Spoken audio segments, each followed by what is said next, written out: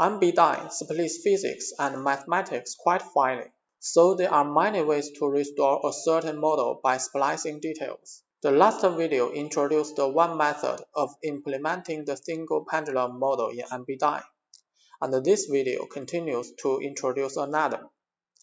In the previous video, the dynamic structure node was placed at the origin of the global frame, and the mass is offset, thereby realizing the pendulum model.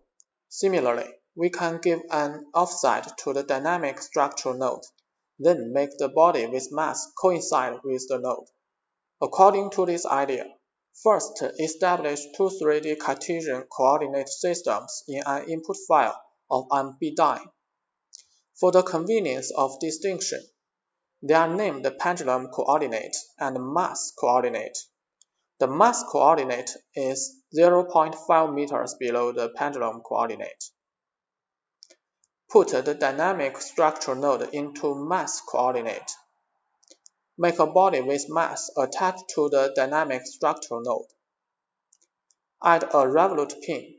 The revolute pin is placed into the pendulum coordinate, as in the previous video.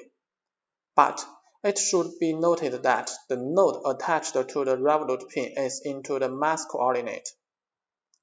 Add gravity to the environment.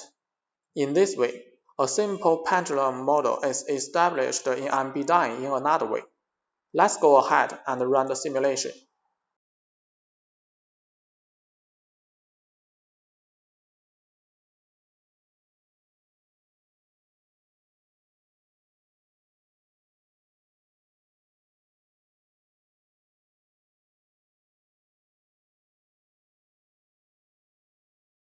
The code of this video is open source on GitHub, link below this video.